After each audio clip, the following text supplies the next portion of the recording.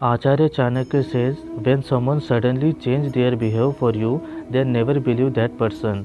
आचार्य चाणक्य के अनुसार जब कोई व्यक्ति अचानक से अपना व्यवहार आपके लिए बदल ले तो उस व्यक्ति पर कभी विश्वास नहीं करना चाहिए। नमस्कार मित्रों, मैं श्री कुमार स्वागत करता हूँ आपका अपने YouTube चैनल धार्मिक रहस्य पर।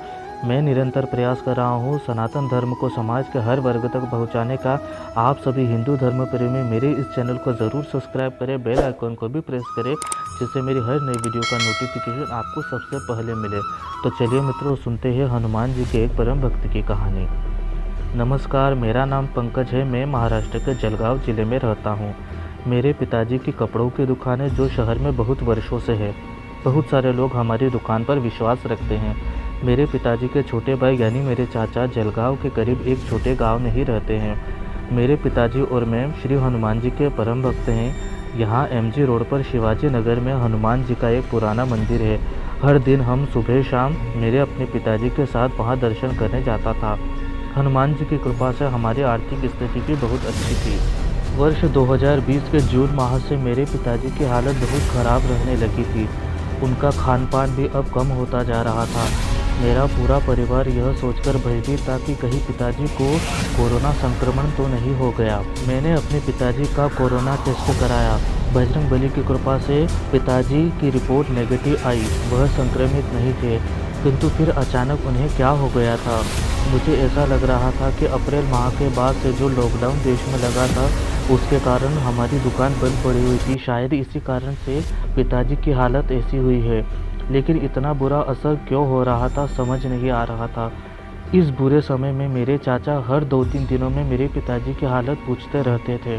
चाचा जी वैसे कभी कॉल भी नहीं करते थे, किंतु उनका अचानक से हमारे प्रति इतना अच्छा व्यवहार मुझे ठीक ही लग रहा था। चाचा पिताजी के लिए कुछ आयुर्वेदिक दवाइयाँ भी देकर जाते थे, लेकिन 1 माह से अधिक हो चला था। पिताजी केवल बिस्तर पर ही लेटे रहते थे। पिताजी की ऐसी हालत देखकर मैं पिताजी को हनुमान मंदिर ले जाना चाहता था, किंतु कोरोना महामारी के कारण मंदिर में प्रवेश वर्जित था। वहाँ पर मैंने पंडित जी से पूछा तो उन्होंने कहा कि अगर संभव हो तो सुबह जल्दी आकर यहाँ से प्रसाद लेकर जाना, पिताजी को खिला देना।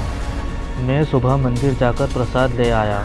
मैंने वह प्रसाद अपने पिता को खिला दिया, जिससे उनकी तबीयत कुछ ठीक होने लगी थी, किंतु अभी भी उनके शरीर में कमज़ोरी बनी रहती थी। अगस्त महीने में लॉकडाउन में कुछ राहत मिलनी शुरू हो गई थी। मंदिर भी अब खुलने लग गए थे। मेरे घर की आर्थिक स्थिति भी अब कमज़ोर होती जा रही थी। पंडित जी ने पिताजी की हालत देखकर कहा कि शायद किसी ने तुम्हारे पिताजी पर काला जादू कर दिया है। अपने पिताजी को कहा कि कोई उन पर काला जादू क्यों करेगा। पंडित जी ने कहा कि अब तुम्हारे घर में किसी भी बाहरी व्यक्ति को घर में प्रवेश मत होने देना और उन्हें पिताजी को। पंडित जी ने मुझसे कहा कि वह अपने पिता को याद करने के लिए कहे कि पिछले माह वह कहाँ कहाँ गए थे।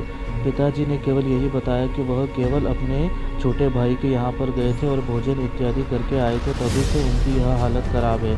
मैं अभी भी विश्वास नहीं कर पा रहा था कि मेरे चाचा मेरे पिताजी पर काला जादू कैसे कर सकते हैं, किंतु अधिक जानकारी निकाली तो यह बात सच पाई गई और पता चला कि मेरे चाचा ने ही काला जादू करवाया है। चाचा जो आयुर्वेदिक दवाइयाँ दे रहे थे उनको भी हमने बाहर फेंक दिया और पूरी सच्चाई आने के बाद मैंने अपने चाचा के सारे रिश्ते समाप्त कर लिए और उनसे कहा कि मेरे पिताजी और मुझसे दूर रहे। मैं अपने पिताजी के लिए रोज़ मंदिर जाता और 11 बार श्री हनुमान चालीसा का पाठ करता और मंदिर का प्रसाद भी ले आता। अगस्त माह आते आते डॉक्टर भी अपनी क्लिनिक में अच्छी सुविधाएं देने लग गए थे। पिताजी को दवाइयाँ भी दी जाने लगी थी और प्रशासन के द्वारा अब दुकान खोलने की अनुमति भी मिल गई थी। इन 4-5 माह में मेरे परिवार पर लगातार संकट आ रहे थे। मैं बस यही कहना चाहता हूँ कि जीवन में चाहे कोई भी संकट आए, हमेशा अपने हनुमान जी पर विश्वास रखें, वह हर संकट को दूर कर देंगे।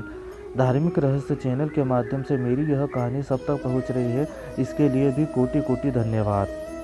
तो मित्रों, सुना आपने पंकज जी की यह संकट भरी कहानी, जिसमें उनके जीवन में कई संकट आए, लेकिन श्री हनुमान जी ने उनकी रक्षा की।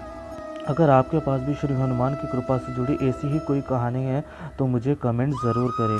और मित्रों, अगर आप जानना चाहते हैं श्री हनुमान जी की धर्मपत्नी कौन है उनके स्वरूप, और इसके अतिरिक्त साधु संतों और महात्माओं के चित्र घर में लगाना उचित है या नहीं, यह जानने के लिए इन दोनों वीडियोस के लिंक मैं डिस्क्रिप्शन में दे दूंगा।